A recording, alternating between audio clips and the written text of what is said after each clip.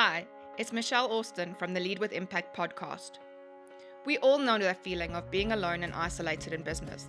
It's tough out there, and it's easy to feel like you're the only one struggling while navigating the business world. But the good news is you're not alone. The Lead with Impact podcast is all about learning from others who have been there and done that. We interview inspiring guests who share their stories, trials, and triumphs so that you can learn from their mistakes and map out your path to success. Each week, we'll bring you inspiring stories, valuable insights, and actionable tips from other business people who are leading with impact. So, if you're ready to learn from others and take your business to the next level, subscribe to the Lead with Impact podcast today. Hello, this is Michelle Austin, and welcome to today's episode of the Lead with Impact podcast. We are thrilled to be joined by Kerstin Jatho, a certified inner life skills coach with a master's degree in applied positive psychology and 18 years of experience in the financial services sector. Kerstin's passion for helping others recognize real opportunities has been honed by her years of experience within corporate environments, and she brings a unique perspective to the table that is invaluable to anyone looking to succeed in both their personal and professional lives. Kerstin has a plethora of qualifications to her name, including an internationally recognized life coaching diploma, a global accreditation as a Happiness Work Facilitator, and an ICF Global Internationally Accredited PCC coach. Kerstin, thank you so much for joining us. Very excited for your interview. I'm looking forward to spending some time with you. Thank you. Thank you for having me. Likewise, always excited. Definitely. So I'm going to jump right into the questions if that's okay. So what new belief, behavior, or habit do you think has most improved your life in the last 5 years? You're starting quite with straight away with it. Sorry, I've got to jump right in there. So what belief, assumption, or behavior has changed recently? Oh yeah, in the last 5 years or so. In the last 5 years. Quite a tough question. Is there any sort of behavior or habit that has been life-changing for you in the recent past that has something that's basically served you, I guess? Well, it goes back a little bit more than 5 years, but I think for me the behavior or the belief that's changed is to just be more bold. To stop shining, to stop hiding, perhaps is the right word, and really just go out there and shine and be authentic. So like giving yourself permission to just make mistakes and be your authentic self. So that I think that's a belief that's changed, to try and always be perfect, get it right. So just allowing yourself to just be kind to yourself is something that's happened. Yeah, I agree completely. I think living your most authentic life is it's imperative, and that we should all take a page out of that book, because it's a not only a leadership tool, but it's a relationship tool. Absolutely. I mean, how do you build rapport with somebody if you actually can't touch them or feel them, kind of thing? So I'm very passionate about also seeing the background. This is me, and not putting up some other glam things. I mean, the way you'll see me today is how you'd see me if you'd bump into the shops by me. There's not going to be like, oh, how's this person look different? So I mean, that's quite important for me. Yeah, I agree completely. And I also think it's tiresome not being your authentic self. It's massively draining. So I think you're freeing your mind and your body up just by being that authentic self. Absolutely. Totally agree. So what are you proudest of in your life?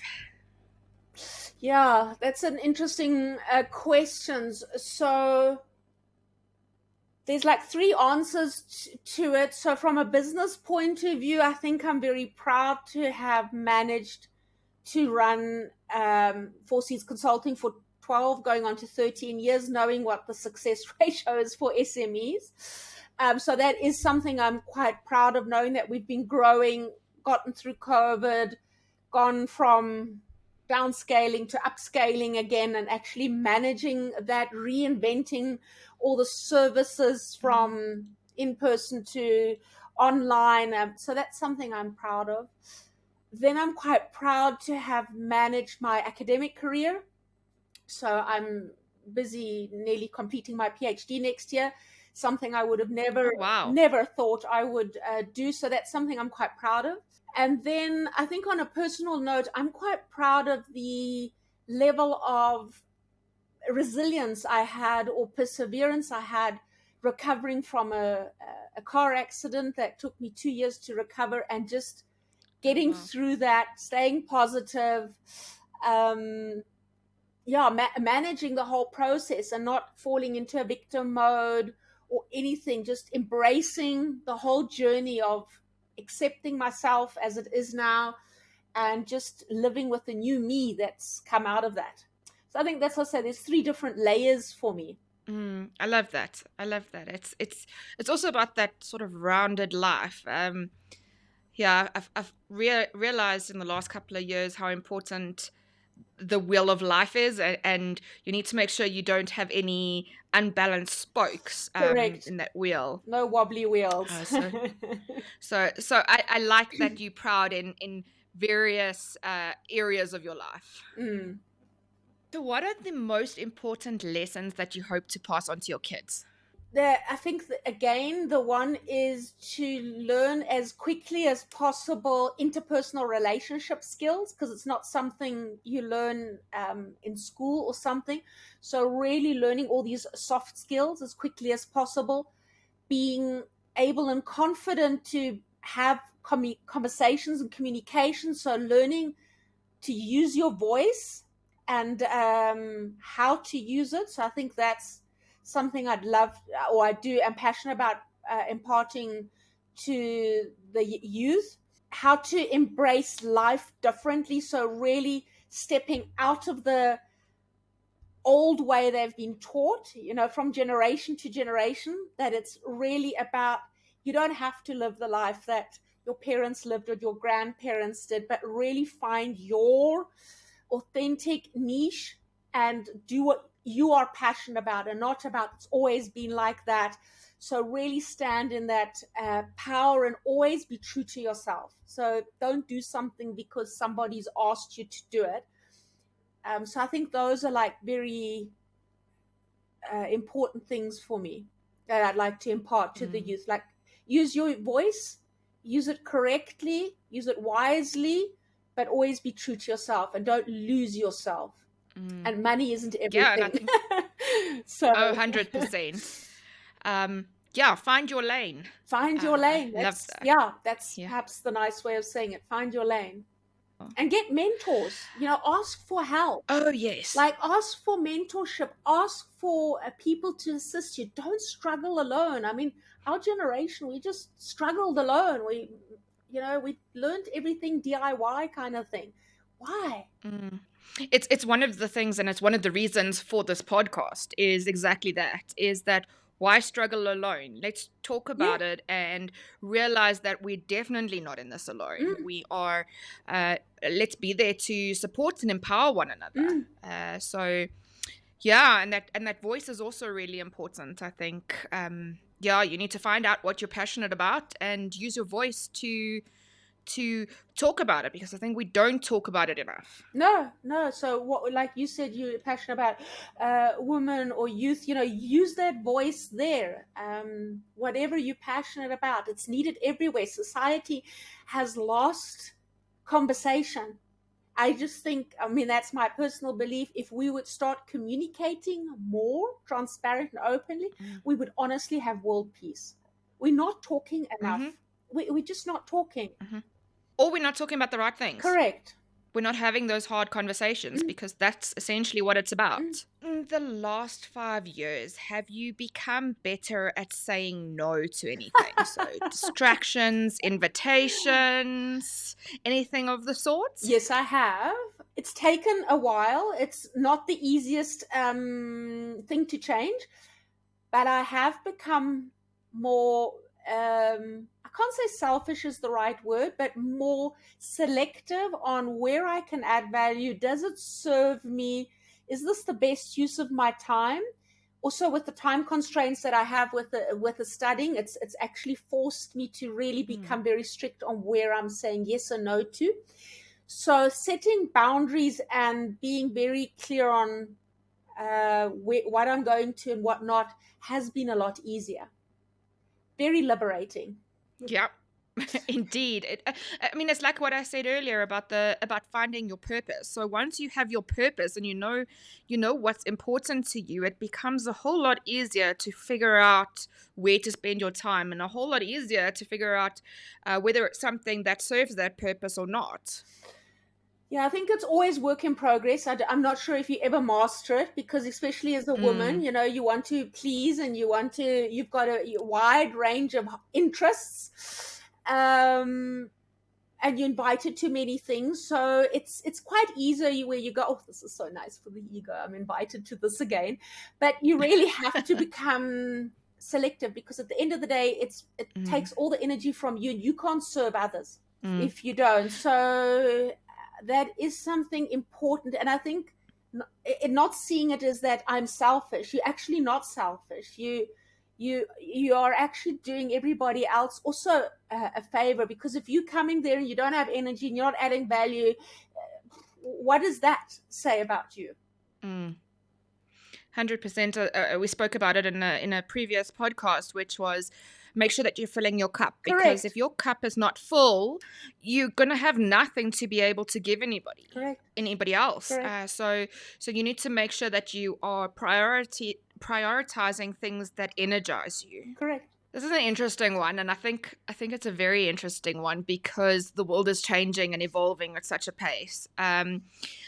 What is the last new skill that you learned? The one is learning to meditate, which is challenging on its own. The second one is to do academic writing, which is very different to business writing. Really learning to be very succinct in my writing, being very clear of leaving out any filler words, like really getting to the point quite quickly, managing an argument. So that's a skill I've definitely learned quite recently. Do you think that has served you well in business in general, or in your career? It does, because like if I write proposals, I'll write them short, succinct, to the point. It's not going to be a long waffle, and you won't get a 10-page proposal. It's like, I can do this for you in 3 pages. Like, why do that? I think it's also changed in the communication that I have, because it's like, let's get to the nuggets of things a lot faster. So always being there with diplomacy and empathy and care, but really let's what's the conversation. So what with that comes also more critical thinking, like really questioning what's valid here, what's not, where is this leading to. So that's a skill that's definitely served me in reflecting on myself, going, where is this focused, why are you actually doing this, does this add value? So either questioning myself in the business or anything else that I do. So that is something. I've been writing articles now for various newspapers and magazines and whatnot, and I've also been doing quite a lot of TV and radio interviews, and what I've realized is, in preparation for those interviews, a lot of the time I actually question it more by digging into it, and sometimes going back to the basics, really, and oversimplifying it. Actually, it makes you think through the process and through the information a whole lot better, and like you say, almost more succinctly, because now I found that it really helps me learn. I've actually learned a lot more by having to make sure that what I'm saying other people understand, and it doesn't just make sense in my head. So like So I think that's kind of what you're trying to say. Yeah, so it's like the questions, so what are you doing this, why are you doing this, why is it adding value, why are they asking for this, who benefits from this, but really asking. And that process is something you develop as a habit, but you do need self-reflection time to sometimes sit back, to slow down, to go fast again. Yes. And that's definitely also a skill I've learned, to go, let's just get off the field, let's watch what's happening, and then let's go back on the field, because you can't be the coach and playing the game at the same time. I love that analogy. That's a great analogy. So when you feel overwhelmed or unfocused or you've lost focus temporarily, what do you do? So I think you might just have answered that. So yes, I do reflect then and go, all right, what's really happening? If I'm really feeling overwhelmed or anxious about something, I try and introspect on what is it about? Is it the task? Is it the person? Is it the situation? Like, I try and get to the root cause of it to understand, so that I know what's really causing me this discomfort. Because of the education and the training I have, I'm quite comfortable to face my emotions where they at. So I don't try and not go there. I go, okay, so if there's an emotion coming up, it's trying to tell me something. What are you trying to tell me? You're trying to explain something to me. It doesn't work for you. So why isn't this working for you? Is it a belief system, a value? So I try and really go quite deep to understand. And once I can understand it, I know what to do. I can go, okay, I need to course correct here, say no. I've overcommitted. I need to delay the whatever the task, which is helpful. Sometimes I can do it alone. Sometimes I need to talk through it with somebody. But that's normally what I use. So I don't journal. I'm not a big journal person. I'm more like, let's just sit quietly there and just go, what's coming up here for you?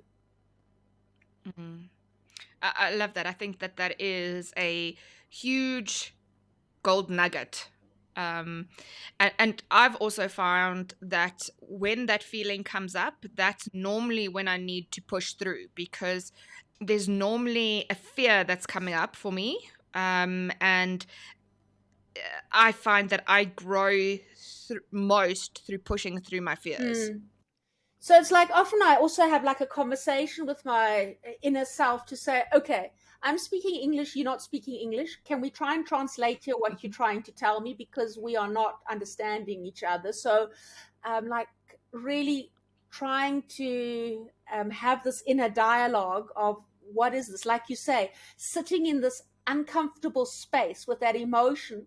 And if you push through it, it releases. If you don't push through it, it doesn't. So then it just reappears, and it gets worse. So that's not a good idea. And it gets louder. So Oh yes, that lesson will keep coming correct, around until you learn it, correct, just in a different form. correct. So that's that's it. What do you find gives you motivation or drive? I love learning. I love explaining or growing people. So I love taking information that I've learned or acquired somewhere and imparting it on people that they can do something with it. So just the fact that I can do that, be this talk or anything, for me is motivating and inspires me. Being in front of an audience, I find very motivating. I also enjoy growing. So as I say, like I love learning. So you'll always find me doing something. Always trying explains the PhD. Yeah, but I have to manage it, because I'll go, oh, I'll tick to this, I'll tick to this, I'll tick to this, and go, oh no, you can't. You've just overcommitted. Yeah, that schedule is like, completely have you thought about this? jam-packed. Yeah, it sounds familiar to me too. And a lesson that I'm still trying to learn is make sure you undercommit and over-deliver. Yeah. So, yeah, I don't actually struggle with self-motivation. I often have to just temper it. Just got to put a lid on it. So what books do you think have shaped your career the most? I'm a bookworm, so that's a very difficult question. There's a book which I thought, and it still is a book that I enjoy. It's from the author's surname is McCown, and the book is called Essentialism, and it's about they say it's a time management book, but it's not, because it really always asks you, is this essential in your life? Like, where's your energy going or not? And I always find that an interesting question, because we all struggle with time management, and it's not about the time. We all have 24 hours in the day, but it's where's your energy and how are you utilizing your energy the best in the day? And are you even aware when it's peaking, when it's not? When are you doing what tasks? So I found that book very life-changing. And then I've read multiple books on really understanding the psychology of well-being, or what makes a person flourish. I can't say it's one specific book, it's been a few, but what's really behind that? Because we all speak about being our best possible self. We all want to flourish, we all want to thrive, but what is that? What makes up that? And there's multiple factors, and we're complex. So I find those books interesting for me. So unfortunately, I can't give you like one key one. I love this question. What is your biggest failure? Oh, I think my biggest failure was when I was working in corporate and not asking for help early enough, and then literally burning out. Because it was just something, you needed to be tough. You needed to demonstrate you can do this. And literally then just burning out and going, all right, now we've got a different challenge. And not asking for a coach, professional help, taking time out. I think that's something that I would see as a personal failure for me. Would I redo it? I go, yep, I would have changed it. But then again, I go, you're a lot wiser then. You've got a lot more life experience behind you. So, what? So that's my next question is, what did you learn from that experience? That, to my deepest regret or surprise, I am a human being and not a machine. I do need to take breaks. I can't do it all. I do need to delegate. I do need to take rests. So for me, it's become a lot about accepting help and asking for it. So really going out there sometimes going, I can't. I need to take a break, or I need another person to help me here, which was something alien to me 15, 20 years ago. Yep, something I learned through my corporate career too, and actually not even just corporate. It's probably a big learning or lesson that I've taken from the last 2 years. Is exactly that. Is that I am not superhuman. I cannot be 100 things to 150 different people. It's just not possible. I tried. And what I've also learned is that behind successful people, there is normally a very large team of people that are supporting that individual. Correct. So often not very visible, but they are there. I mean, I couldn't do half of things with the support structure I wouldn't have around me. 100%. Yeah, you're only, what did they say? You're only as strong as your weakest link. Yeah.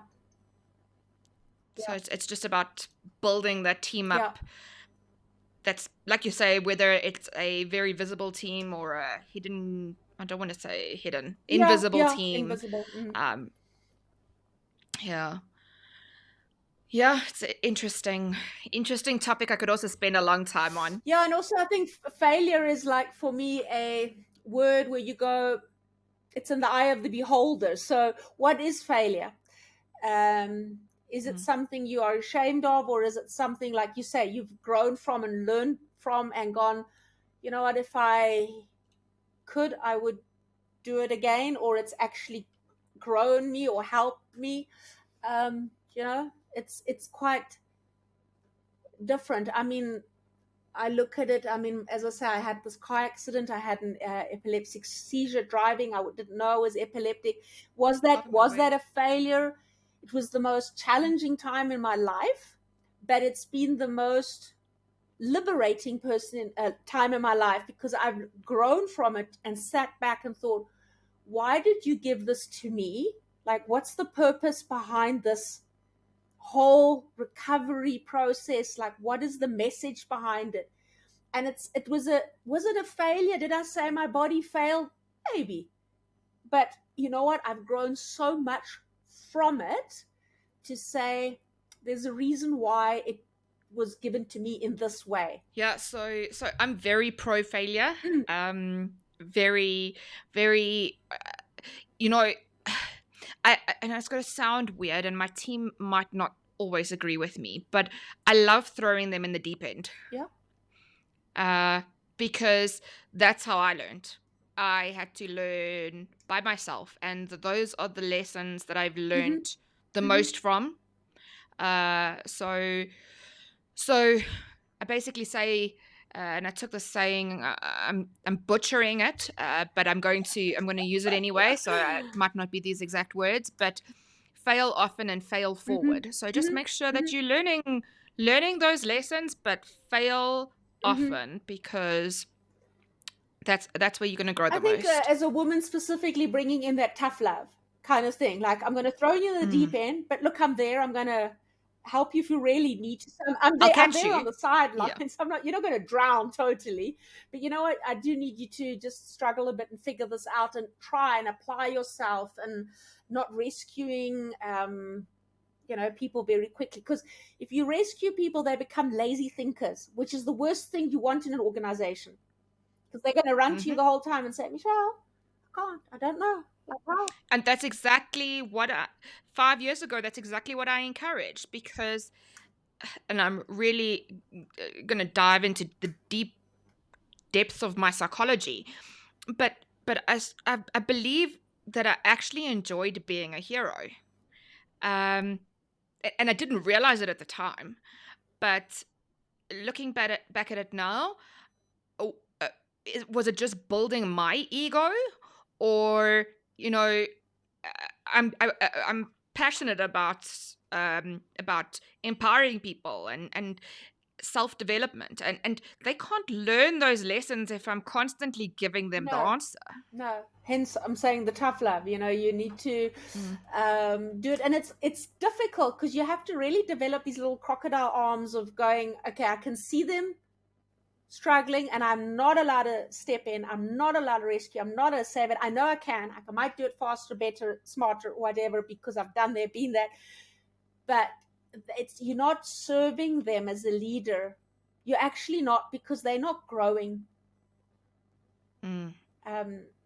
So I think obviously ego sometimes gets in the way, but doesn't sound like it did by you.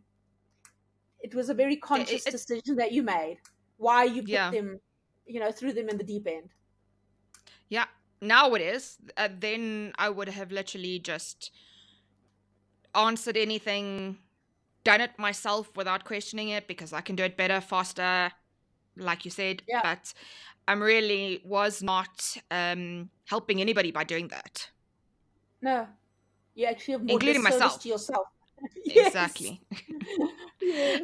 And there's that burnout that we were talking about. Yes, it sounds a bit familiar. Very familiar. Okay, so if you could change one thing about your industry, what would it be and why?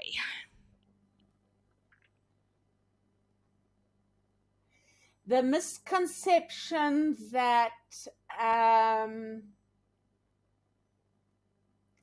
training and learning is a wasted expense. So that's something I would love to change. So saying that one of my coaches always reminded us of exactly when we were busy with training at the office was, so a question that he used to get asked quite often was, what happens if I train them and they leave? Correct. The question that you need to answer is, what happens if you don't train them and they stay? And unfortunately, I have coached people and they've tendered their resignation. So I always warn a company that is a risk you take. So I think biggest misconception is also putting a price tag, an ROI, on Mm, behavioral change. I mean, what is the price tag for having an employee build self-confidence? Like, what are you going to put behind that? It's not, you can't match those two. And organizations mm, always want to try and go like, what's the ROI I'm going to get out of 12 coaching sessions, or I don't know, 16 development sessions? It's an equation you can't make. So that is a misconception and something I wish we could change in organizations. yeah, and it's imperative. It's yeah. If you don't train them in this day, if you think selfishly, is your organization getting the best value for money?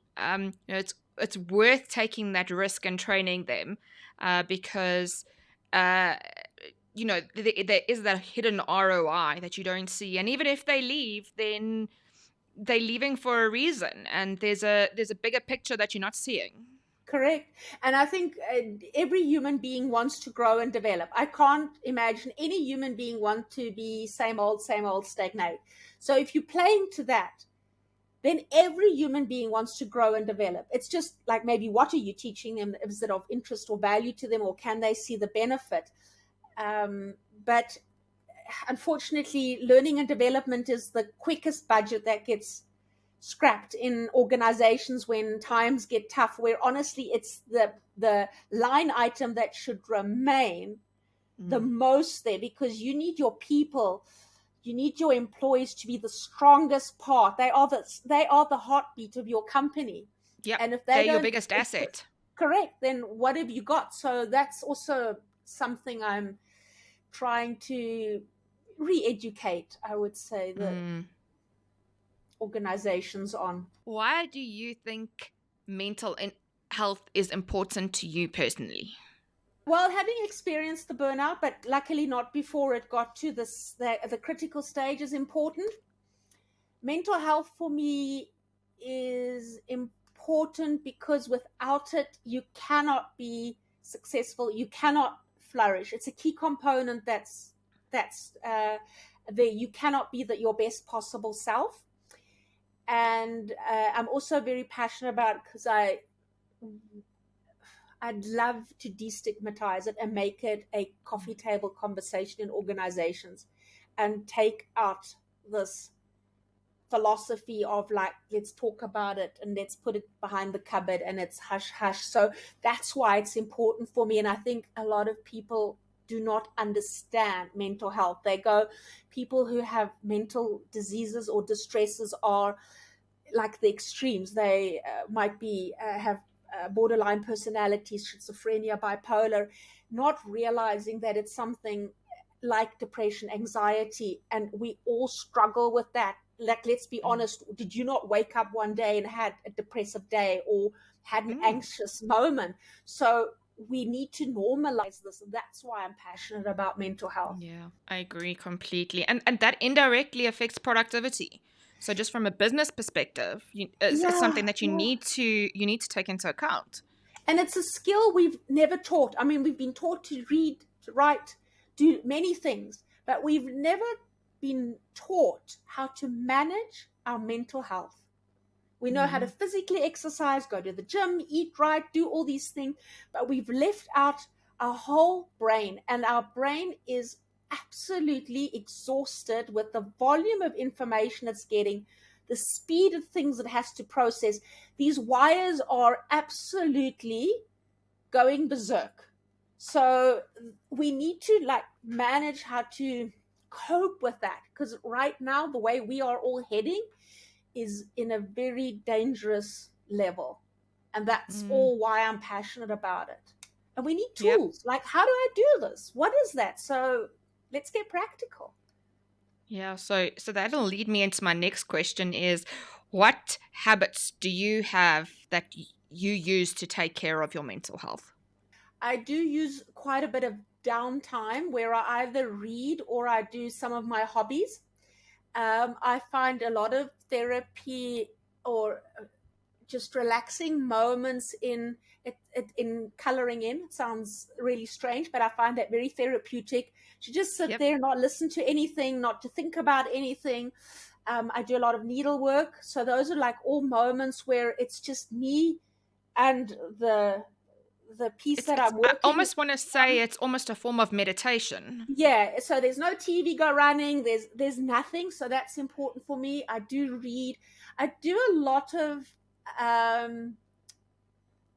body treatments, so I'll go for massages and facials and do all of those things where I go, it's just me and giving back to my body.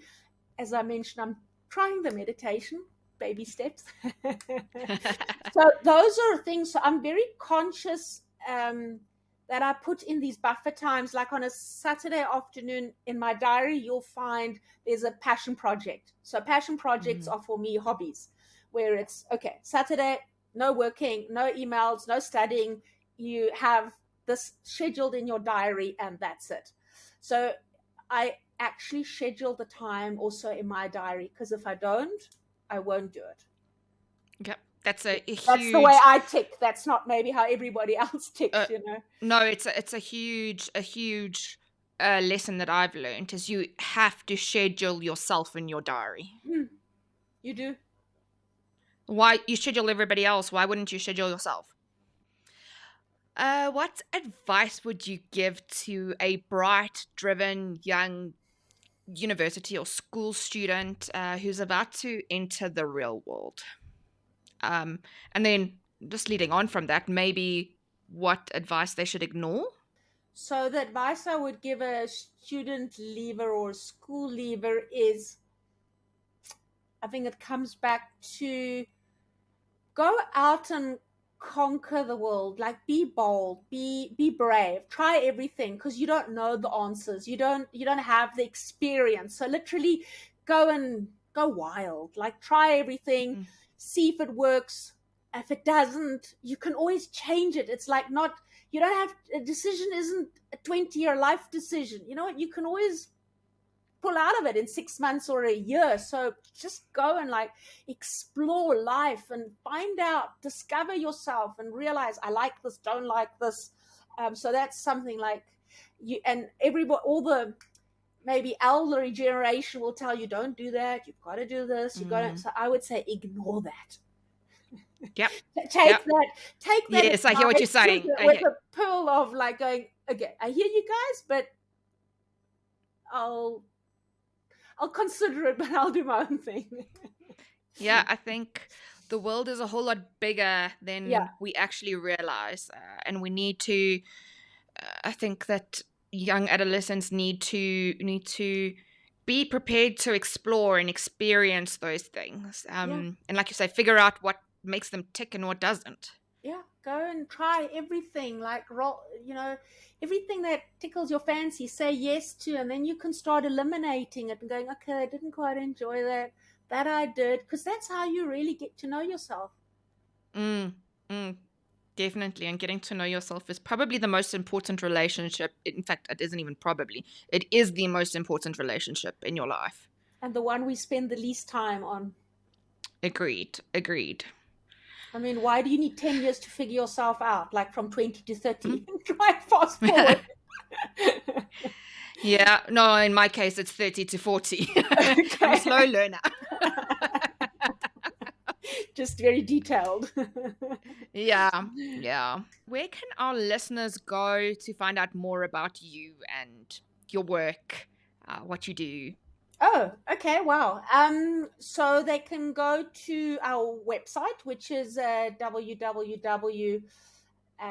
4 seeds. So it's the numeric 4 and then seeds, seeds.co.za. And they'll actually see all the work that I'm involved when they can see blogs, YouTube channels, live streams, whatever I'm engaged in with a few areas. But yeah, that's, I guess, the easiest. Otherwise, they can always Google my name and they'll find contact details, which is the next easiest way. Perfect. So, Kerstin, I just want to say thank you so much for joining us. It's been a really insightful discussion. And yeah, I hope the listeners have learned a lot. I have. Certainly, it was great getting to know you a bit better. I mean, I know you already, but it's been a while.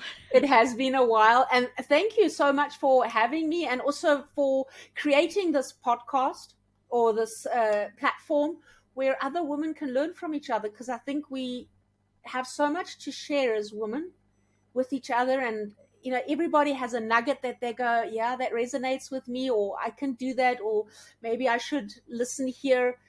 Regardless what generation you're in or what your age group is, like, together collectively we can stand way stronger in society. Definitely. It's all about sharing and learning from one another. Yeah, so thank you so much. Thank you. I appreciate that. You're welcome. That concludes our astute conversation with Kerstin Jatho, where we learned about passion for helping individuals see beyond the distractions and false opportunities that they are often lured towards. And her expertise helps people recognize real opportunities that they might be blind to, is truly inspiring, and her guidance in business, leadership, and work-life balance is crucial in today's fast-paced world. We hope that you found this conversation insightful and informative, and that you'll join us for future episodes as we continue to explore the fascinating and diverse world of personal and professional development. Thank you for listening. You can find the Lead with Impact podcast wherever you listen to podcasts. And if you enjoy the show, please leave us a review. It helps us reach more listeners like you. Also, be sure to subscribe so you don't miss out on any of the great content and advice we have coming up. Thank you for tuning into the Lead with Impact podcast. Join us each week to hear inspiring stories from entrepreneurs, business owners, and leaders who are making an impact in the business world. From valuable tips to actionable insights, our guests have the experience and knowledge to help you take your business up a level. We'll discuss everything from marketing strategies to financial management and more, so that you can stay ahead of the game and lead confidently. Thanks again for listening, and until next time, lead with impact.